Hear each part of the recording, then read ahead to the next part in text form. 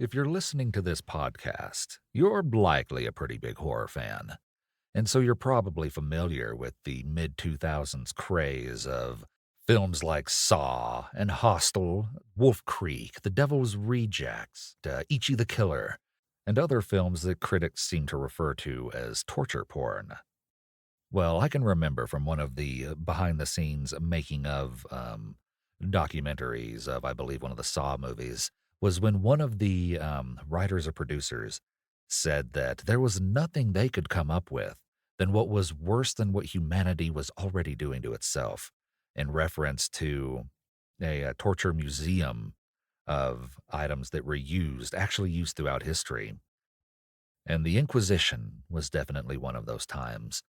The sheer amount of cruelty that men are capable of is absolutely astounding. You can Google the Judas Cradle at your own risk. Although, on a brighter note, there is no historical precedence for the Iron Maiden ever actually being used. So that's something. In this episode's story, written in 1842 by Edgar Allan Poe, his tale of torture during the Spanish Inquisition was published in a Christmas and New Year's collection. What a way to celebrate. Poe may have embellished just a bit on the design of the unnamed prisoner's torture chamber that featured moving walls and a bladed pendulum. The historical accuracy is also a little questionable, but that's not what we're here for, is it? Poe crafts a tale of terror and helplessness from a prisoner's point of view. He uses mostly sensory details, to build the horror in this story, and uses little to no supernatural elements that he's known for. He instead relies on, again, the five senses: smell, taste, touch, hearing, to help us experience what this unnamed narrator is experiencing. This story also carries a theme quite uncommon for Poe, and indeed many authors you'll hear from on this channel: hope. So, here is Edgar Allan Poe's The Pit and the Pendulum.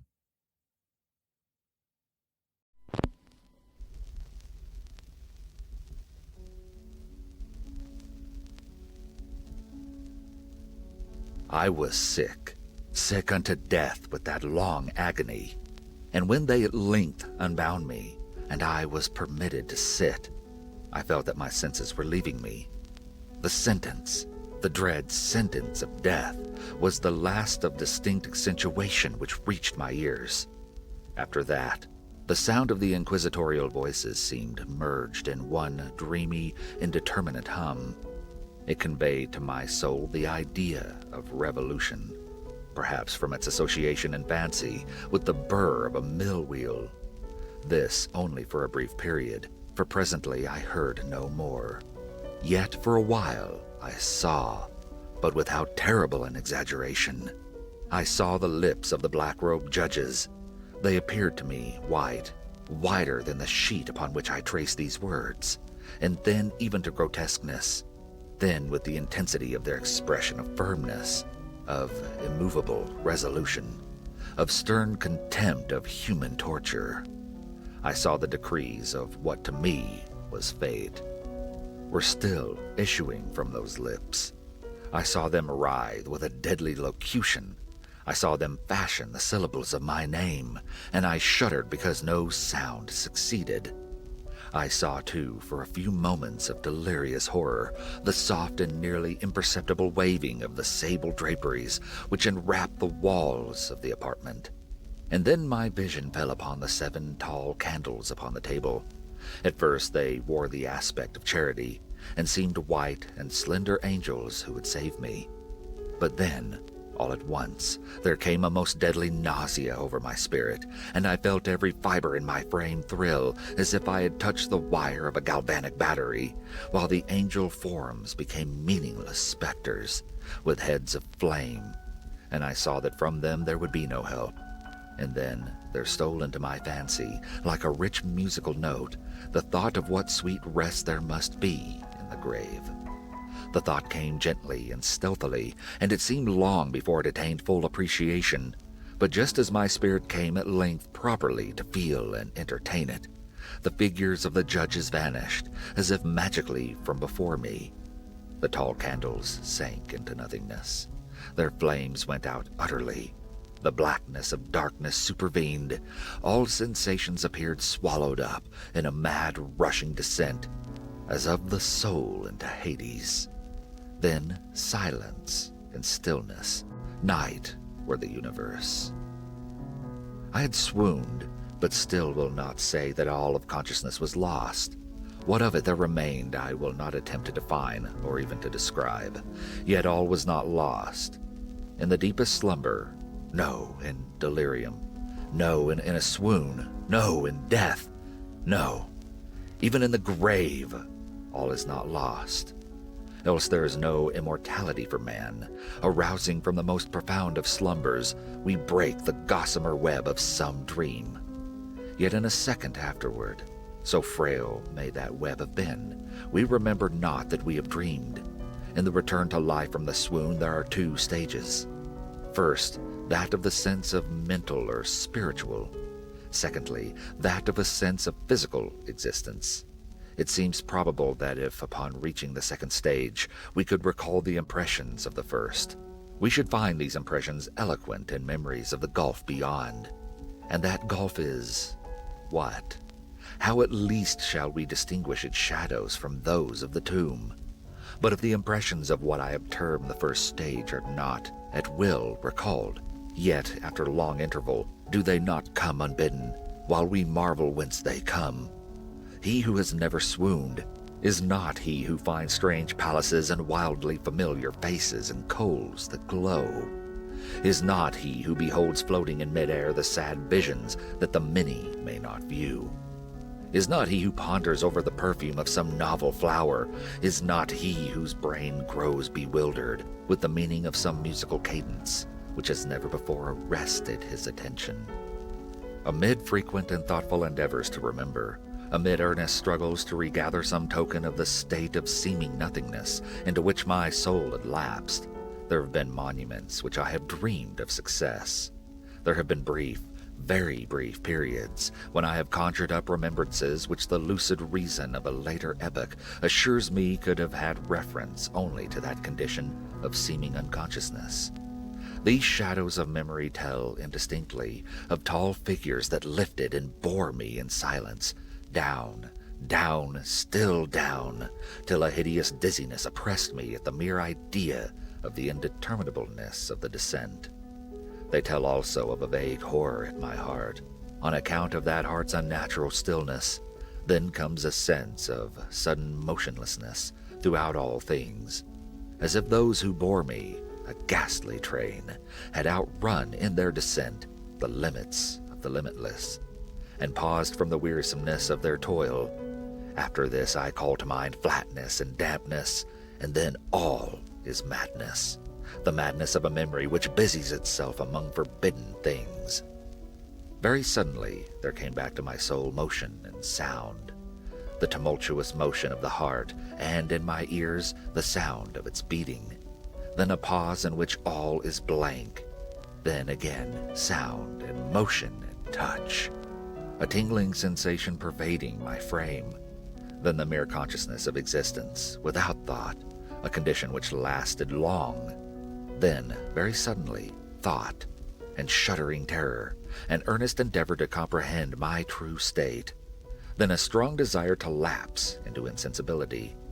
Then a rushing revival of soul and a successful effort to move. And now a full memory of the trial, of the judges, of the sable draperies, of the sentence, of the sickness, of the swoon. Then entire forgetfulness of all that followed, of all that a later day and much earnestness of endeavor have enabled me vaguely to recall. So far I had not opened my eyes. I felt that I lay upon my back unbound. I reached out my hand, and it fell heavily upon something damp and hard. There I suffered it to remain for many minutes, while I strove to imagine where and what I could be. I longed, yet dared not to employ my vision. I dreaded the first glance at objects around me. It was not that I feared to look upon things horrible, but that I grew aghast lest there should be nothing to see.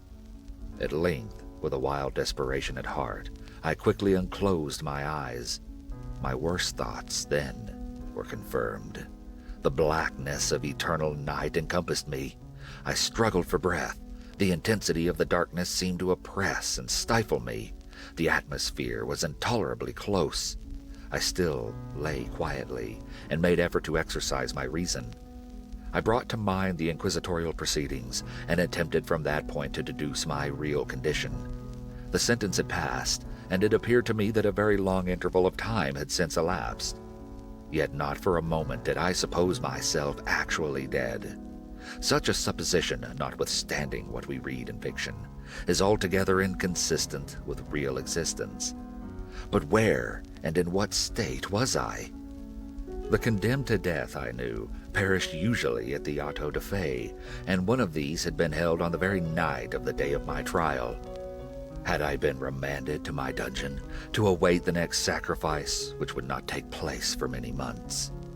This I at once saw could not be. Victims had been in immediate demand.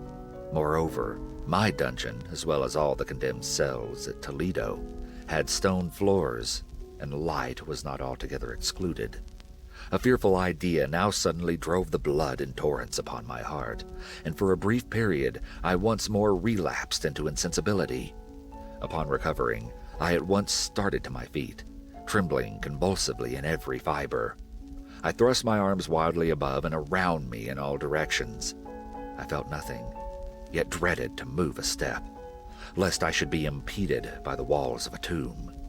Perspiration burst from every pore and stood in cold big beads upon my forehead. The agony of suspense grew at length intolerable, and I cautiously moved forward, with my arms extended and my eyes straining from their sockets, in the hope of catching some faint ray of light. I proceeded for many paces, but still all was blackness and vacancy. I breathed more freely. It seemed evident that mine was not at least the most hideous of fates. And now, as I still continued to step cautiously onward, there came thronging upon my recollection 1,000 vague rumors of the horrors of Toledo.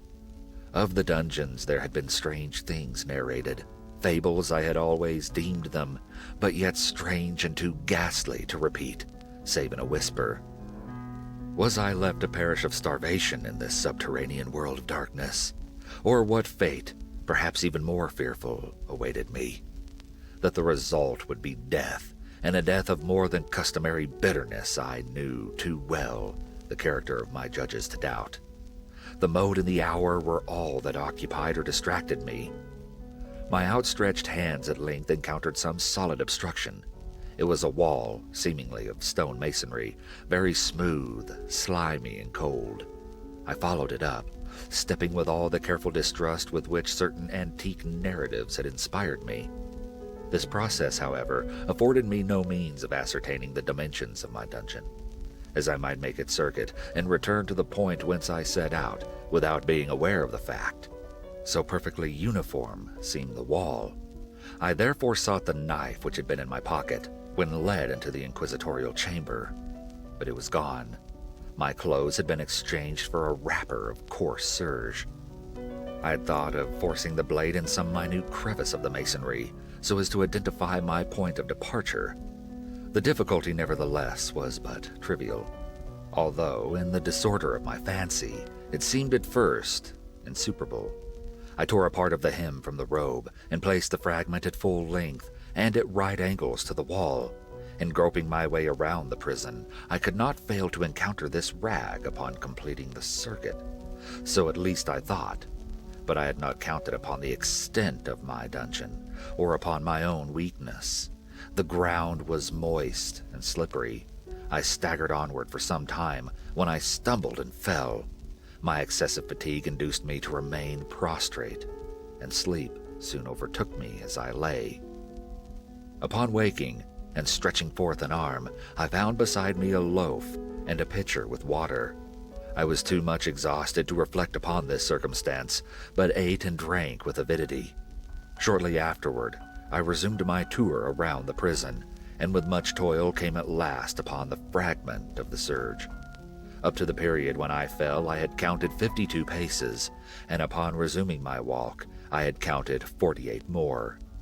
When I arrived at the rag, there were in all, then, 100 paces, and admitting 2 paces to the yard, I presumed the dungeon to be 50 yards in circuit. I had met, however, with many angles on the wall, and thus I could form no guess at the shape of the vault, for vault I could not help supposing it to be. I had little object, certainly no hope in these researches, but a vague curiosity prompted me to continue them. Quitting the wall, I resolved to cross the area of the enclosure. At first I proceeded with extreme caution, for the floor, although seemingly of solid material, was treacherous with slime. At length, however, I took courage and did not hesitate to step firmly, endeavoring to cross in as direct a line as possible. I had advanced some 10 or 12 paces in this manner when the remnant of the torn hem of my robe became entangled between my legs. I stepped on it and fell violently on my face. In the confusion attending my fall, I did not immediately apprehend a somewhat startling circumstance, which yet, in a few seconds afterward, and while I still lay prostrate, arrested my attention. It was this. My chin rested upon the floor of the prison, but my lips and upper portion of my head, although seemingly at a less elevation than the chin, touched nothing.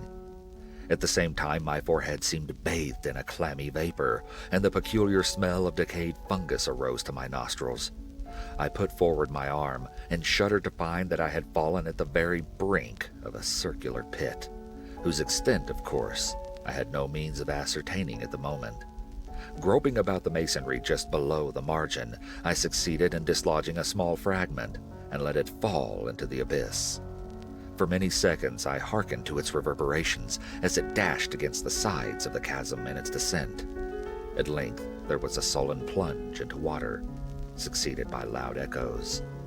At the same moment there came a sound resembling the quick opening and as rapid closing of a door overhead, while a faint gleam of light flashed suddenly through the gloom, and as suddenly faded away. I saw clearly the doom which had been prepared for me, and congratulated myself upon the timely accident by which I had escaped. Another step before my fall, and the world had seen me no more, and the death just avoided was of that very character which I regarded as fabulous and frivolous in the tales respecting the Inquisition. To the victims of its tyranny, there was the choice of death with its direct physical agonies, or death with its most hideous moral horrors. I had been reserved for the latter. By long suffering, my nerves had been unstrung until I trembled at the sound of my own voice, and had become in every respect a fitting subject for the species of torture which awaited me. Shaking in every limb, I groped my way back to the wall, resolving there to perish rather than risk the terrors of the wells, of which my imagination now pictured many in various positions about the dungeon. In other conditions of mind, I might have had courage to end my misery at once by a plunge into one of these abysses, but now I was the veriest of cowards. Neither could I forget what I had read of these pits, that the sudden extinction of life formed no part of their most horrible plan. Agitation of spirit kept me awake for many long hours, but at length I again slumbered. Upon arousing, I found by my side, as before, a loaf and a pitcher of water. A burning thirst consumed me, and I emptied the vessel at a draught. It must have been drugged, for scarcely had I drunk before I became irresistibly drowsy. A deep sleep fell upon me, a sleep like that of death. How long it lasted, of course, I know not. But when once again I unclosed my eyes, the objects around me were visible. By a wild sulphurous luster, the origin of which I could not at first determine, I was enabled to see the extent and aspect of the prison. In its size I had been greatly mistaken. The whole circuit of its walls did not exceed 25 yards. For some minutes this fact occasioned me a world of vain trouble. Vain indeed. For what could be of less importance, under the terrible circumstances which environed me, than the mere dimensions of my dungeon? But my soul took a wild interest in trifles, and I busied myself in endeavors to account for the error I had committed in my measurement. The truth at length flashed upon me. In my first attempt at exploration, I had counted 52 paces, up to the period when I fell. I must then have been within a pace or two of the fragment of surge. In fact, I had nearly performed the circuit of the vault. I then slept, and upon awakening, I must have returned upon my steps, thus supposing the circuit nearly double what it actually was. My confusion of mind prevented me from observing that I began my tour with the wall to the left, and ended it with the wall to the right. I had been deceived, too, in respect to the shape of the enclosure. In feeling my way, I had found many angles, and thus deduced an idea of great irregularity. So potent is the effect of total darkness upon one arousing from lethargy or sleep. The angles were simply those of a few slight depressions or niches at odd intervals. The general shape of the prison was square.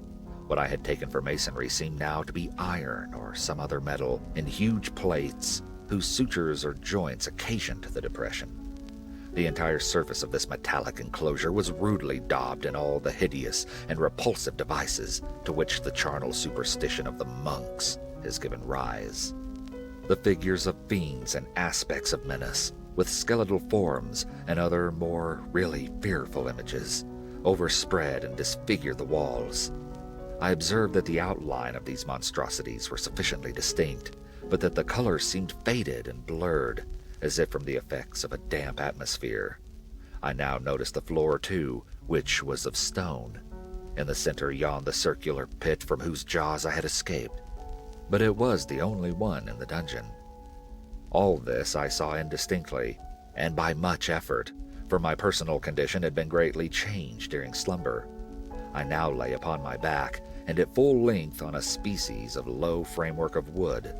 To this I was securely bound by a long strap resembling a surcingle. It passed in many convolutions about my limbs and bodies, leaving it at liberty only my head and my left arm, to such extent that I could, by dint of much exertion, supply myself with food from an earthen dish which lay by my side on the floor. I saw, to my horror, that the pitcher had been removed. I say to my horror, for I was consumed with intolerable thirst. This thirst it appeared to be the design of my persecutors to stimulate, for the food in the dish was meat, pungently seasoned. Looking upward, I surveyed the ceiling of my prison. It was some 30 or 40 feet overhead, and constructed much as the side walls. In one of its panels, a very singular figure riveted my whole attention.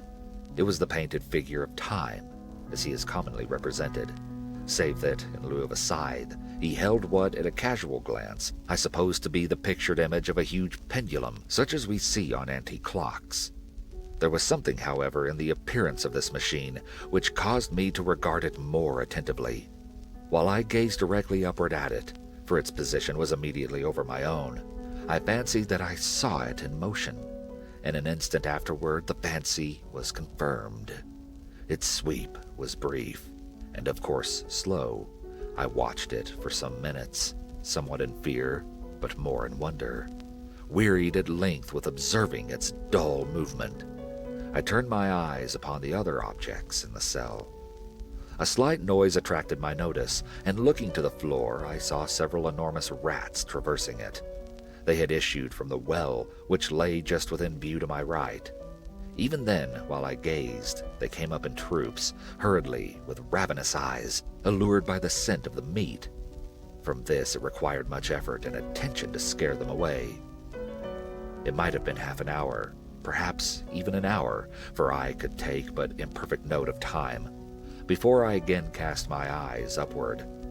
What I then saw confounded and amazed me. The sweep of the pendulum had increased in extent by nearly a yard. As a natural consequence, its velocity was also much greater.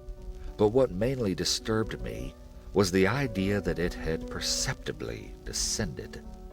I now observed, with what horror it is needless to say, that its nether extremity was formed of a crescent of glittering steel, about a foot in length from horn to horn.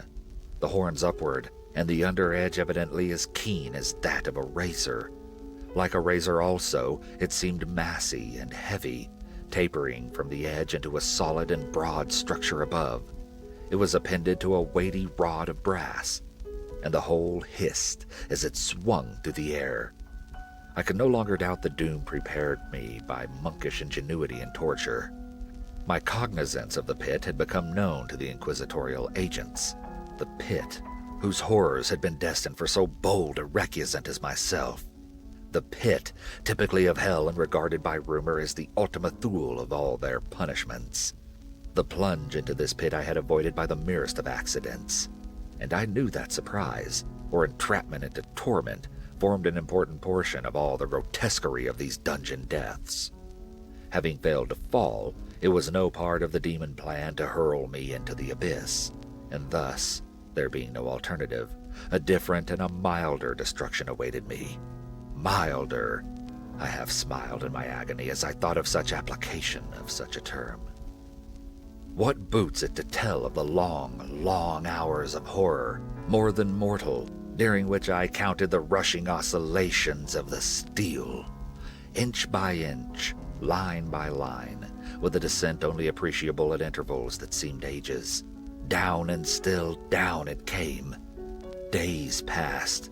It might have been that many days passed, ere it swept so closely over me as to fan me with its acrid breath. The odor of the sharp steel forced itself into my nostrils. I prayed. I wearied heaven with my prayer for its more speedy descent. I grew frantically mad and struggled to force myself upward against the sweep of the fearful scimitar, and then I fell suddenly calm and lay smiling at the glittering death as a child at some rare bauble. There was another interval of utter insensibility. It was brief, for upon again lapsing into life there had been no perceptible descent in the pendulum. But it might have been long, for I knew there were demons who took note of my swoon and who could have arrested the vibration at pleasure. Upon my recovery, too, I felt very, inexpressibly sick and weak, as if through long inanition.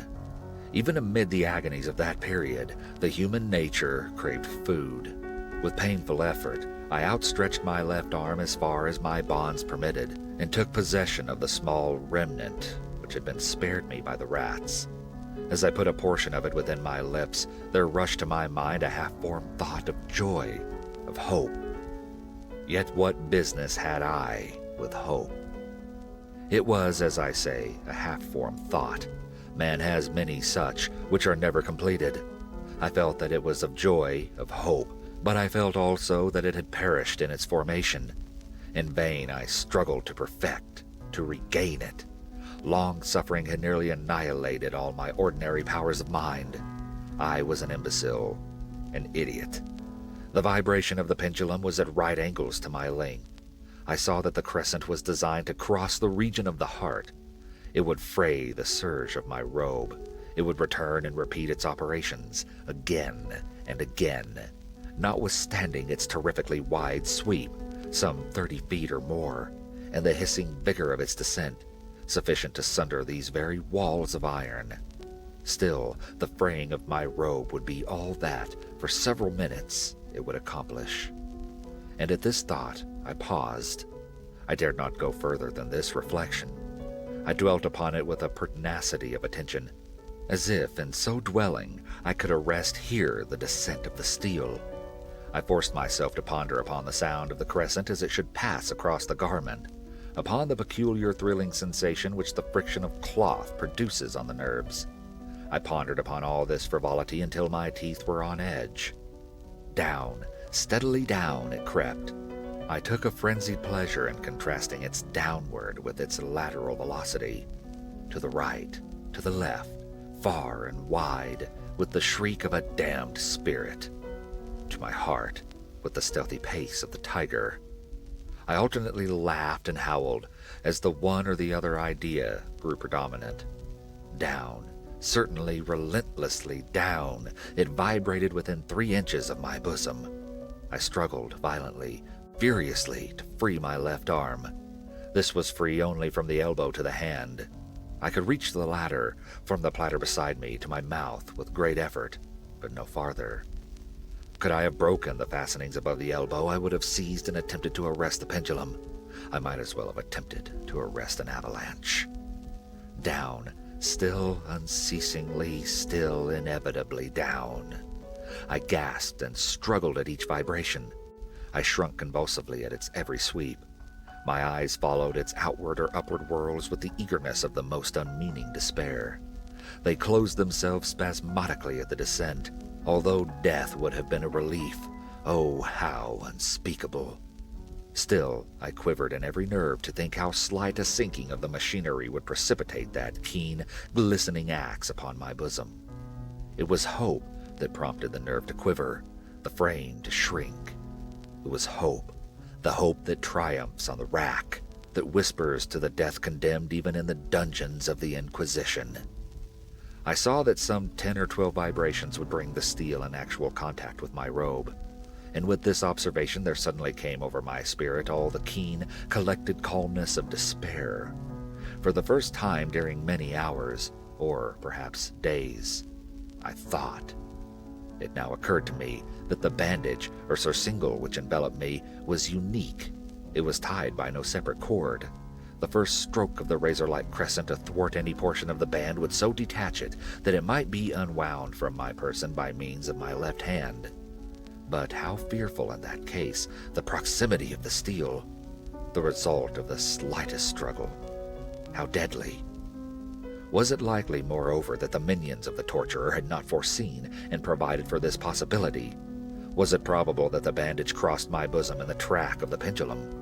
Dreading to find my feint and, as it seemed, my last hope frustrated, I so far elevated my head as to obtain a distinct view of my breast. The surcingle enveloped my limbs and body close in all directions, save in the path of the destroying crescent. Scarcely had I dropped my head back into its original position when there flashed upon my mind what I cannot better describe than as the unformed half of that idea of deliverance to which I have previously alluded, and of which I moiety only floated indeterminately through my brain when I raised food to my burning lips.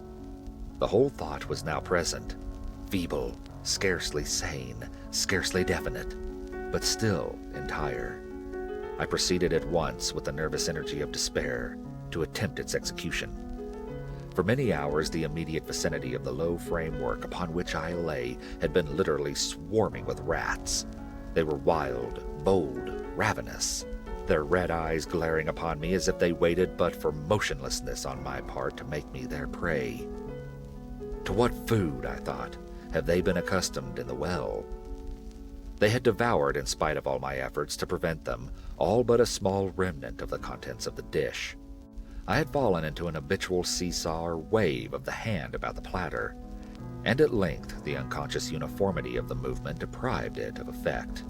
In their voracity the vermin frequently fastened their sharp fangs in my fingers. With the particles of the oily and spicy viand which now remained, I thoroughly rubbed the bandage wherever I could reach it. Then, raising my hand from the floor, I lay breathlessly still. At first the ravenous animals were startled and terrified at the change, at the cessation of movement. They shrank alarmedly back. Many sought the well, but this was only for a moment. I had not counted in vain upon their voracity. Observing that I remained without motion, one or two of the boldest leaped upon the framework and smelt at the surcingle. This seemed the signal for a general rush. Forth from the well they hurried in fresh troops. They clung to the wood, they overran it, and leaped in hundreds upon my person. The measured movement of the pendulum disturbed them not at all. Avoiding its strokes, they busied themselves with the anointed bandage. They pressed, they swarmed upon me in ever-accumulating heaps. They writhed upon my throat, their cold lips sought my own. I was half stifled by their thronging pressure. Disgust, for which the world has no name, swelled my bosom, and chilled with a heavy clamminess my heart. Yet 1 minute, and I felt that the struggle would be over. Plainly I perceived the loosening of the bandage. I knew that in more than one place it must be already severed. With a more than human resolution, I lay still. Nor had I erred in my calculations, nor had I endured in vain. I at length felt that I was free. The surcingle hung in ribbons from my body, but the stroke of the pendulum already pressed upon my bosom. It had divided the serge of the robe. It had cut through the linen beneath. Twice again it swung, and a sharp sense of pain shot through every nerve. But the moment of escape had arrived. At a wave of my hand, my deliverers hurried tumultuously away, with a steady movement, cautious, sidelong, shrinking, and slow. I slid from the embrace of the bandage and beyond the reach of the scimitar. For the moment, at least, I was free. Free, and in the grasp of the Inquisition. I had scarcely stepped from my wooden bed of horror upon the stone floor of the prison when the motion of the hellish machine ceased, and I beheld it drawn up by some invisible force through the ceiling. This was a lesson which I took desperately to heart. My every motion was undoubtedly watched. Free! I had but escaped death in one form of agony to be delivered unto worse than death in some other. With that thought, I rolled my eyes nervously around on the barriers of iron that hemmed me in.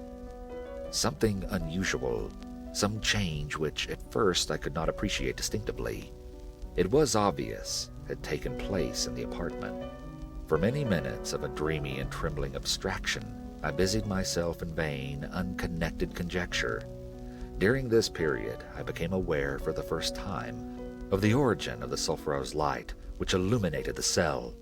It proceeded from a fissure about half an inch in width, extending entirely around the prison at the base of the walls, which thus appeared and were completely separated from the floor. I endeavored, but of course in vain, to look through the aperture. As I arose from the attempt, the mystery of the alteration in the chamber broke at once upon my understanding. I have observed that, although the outlines of the figures upon the walls were sufficiently distinct, yet the colors seemed blurred and indefinite. These colors had now assumed, and were momentarily assuming, a startling and most intense brilliancy that gave to the spectral and fiendish portraitures an aspect that might have thrilled even firmer nerves than my own. Demon eyes of a wild and ghastly vivacity glared upon me in 1,000 directions, where none had been visible before, and gleamed with the lurid luster of a fire that I could not force my imagination to regard as unreal. Unreal, even while I breathed, there came to my nostrils the breath of the vapor of heated iron. A suffocating odor pervaded the prison. A deeper glow settled each moment in the eyes that glared at my agonies. A richer tint of crimson diffused itself over the pictured horrors of blood. I panted. I gasped for breath. There could be no doubt of the design of my tormentors. Oh, most unrelenting, oh, most demoniac of men! I shrank from the glowing metal to the center of the cell. Amid the thought of the fiery destruction that impended, the idea of the coolness of the well came over my soul like a balm. I rushed to its deadly brink. I threw my straining vision below. The glare from the enkindled roof illumined its inmost recesses. Yet for a wild moment did my spirit refuse to comprehend the meaning of what I saw. At length it wrestled its way into my soul. It burned itself in upon my shuddering reason. Oh, for a voice to speak! Oh, horror! Oh, any horror but this! With a shriek, I rushed from the margin and buried my face in my hands, weeping bitterly. The heat rapidly increased, and once again I looked up, shuddering as with a fit of the ague. There had been a second change in the cell, and now the change was obviously in the form. As before, it was in vain that I at first endeavored to appreciate or understand what was taking place. But not long was I left in doubt. The inquisitorial vengeance had been hurried by my twofold escape, and there was to be no more dallying with the king of terrors. The room had been square. I saw that 2 of its iron angles were now acute, 2 consequently obtuse. The fearful difference quickly increased with a low rumbling or moaning sound. In an instant the apartment had shifted its form into that of a lozenge, but the alteration stopped not here. I neither hoped nor desired it to stop. I could have clasped the red walls to my bosom as a garment of eternal peace. Death, I said, any death but that of the pit. Fool! Might I not have known that into the pit it was the object of the burning iron to urge me? Could I resist its glow? Or if even that, could I withstand its pressure? And now, flatter and flatter grew the lozenge, with a rapidity that left me no time for contemplation. Its center, and of course its greatest width, came just over the yawning gulf. I shrank back, but the closing walls pressed me resistlessly onward. At length, for my seared and writhing body, there was no longer an inch of foothold on the firm floor of the prison. I struggled no more, but the agony of my soul found vent in one loud, long, and final scream of despair. I felt that I tottered upon the brink. I averted my eyes.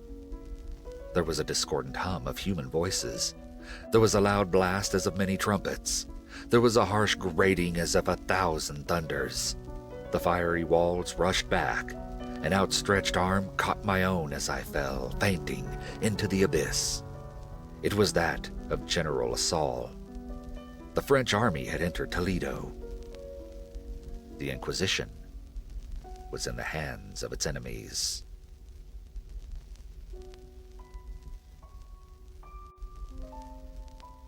Thank you for joining us at the Dark Volumes again.